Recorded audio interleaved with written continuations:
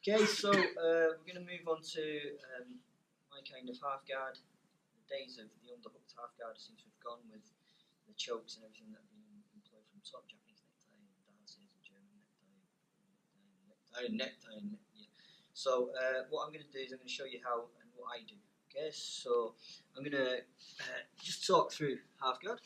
So I am in some kind of half guard.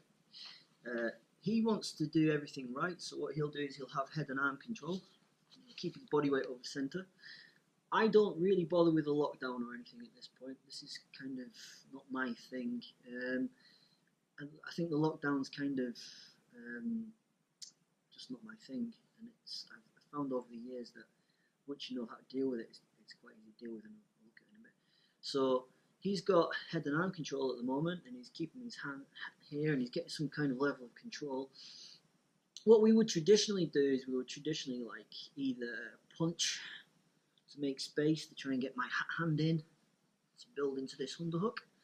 But these days, once you start working with your underhook, you're opening yourself to a bunch of chokes. So I'm going to show you the sequence that I go through to try and regain some kind of control with half guard. Now, you might notice that with my half guard, all I'm literally doing is I'm just going over the top of this leg with my bottom leg, and I'm just pinching with the top leg. I'm just holding my thigh nice and tight here. He's got all these general attacks that he can attack on the arm, his Americanas and all these different kind of things, so I have to be aware of that. So the first thing I need to do is I need to develop a frame, and I need to do it without having that frame crushed. So the first thing I'm going to do is I'm going to punch this shoulder towards the camera, and I'm going to lift my shoulder off the ground and come onto my hip. Alright, in doing this, it now becomes a race between me and him if I can get my hand in front of his chin before he can get his head on my shoulder. So I drive this in front of his chin, and I don't mind now if he puts me flat again. Okay, I've got the start of the building of the frame. Okay, at this point, what I'm going to do is I'm going to try and use this little foot to just shrimp out a little bit more and start to build an inside frame on the inside of his shoulder. So I'm now starting to build a square frame across his throat and onto the opposite shoulder. It's quite difficult, it's not impossible, it's quite difficult for Graham to start to crush this in now. I'm quite strong and I can keep this base here.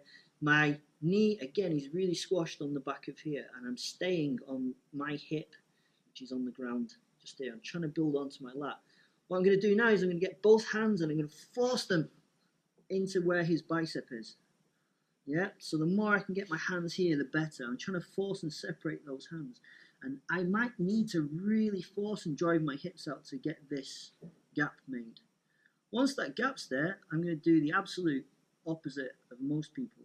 I'm just going to bring this arm in and I hold it down against my chest. Yeah, I'm not going straight to underhook. I'm not going to straight to attacks or anything like that. I'm literally just holding this position. In this position, Graham can try and get a re-pummel for underhook. Because my arm is across my chest and stuff, it's not there. If he tries to go for Japanese necktie, it's not there. If he tries to go for guillotine, it's not there. Okay, so at the moment I'm in a pretty safe place. I've managed to get to my hip, I've managed to get to my side. If he tries to pull his leg out from between my guard, it's quite difficult for him to do. In any space at all that he creates, I'm going to put my knee shield across here to start into my Z guard position. Okay, so that's the first place I always go. So we'll go through that quickly again. He's got me down. He's got a head and arm. It's really tight. He's starting to work to pass my half guard. The first thing I'm going to do is punch my shoulder towards the mirrors. And as I punch my shoulder to the mirrors, it's going to be a race for me to get my hand in across his face. The reason why I don't just swing my hand underneath like this is because he's going to jump on that Americana if he can see that. Yeah, it's going to just jump on the arm. So what I've got to do is I've got to make a gap in order for me to be able to fit that hand in across here. All right? Once my hand goes on the shoulder, this hand goes on the shoulder too, as though as framing to recover guard, really. But what I'm going to do this time is I'm going to push and move onto my hip and drive everything in that direction, trying to get both hands onto his bicep. From here, I just bring my elbow in and bring both elbows in. All right? In this position, I'm nice and safe. Now, as he has no upper body control at all. It's impossible for him to whiz me into the ground. He might be able to get me flat again, that's true, but if he gets me flat again, it's going to be very difficult for him to pass my guard. And if he creates any space in the slightest by trying to escape, this is when I start working into my Z guard. So the things that we're going to look at now are from this different kind of half guard. Notice I'm not going straight to this underhook. I'm not giving him the chance of a whizzer. Alright, I'm not attacking this arm straight away. I'm just going to hang out here. I've got loads more options.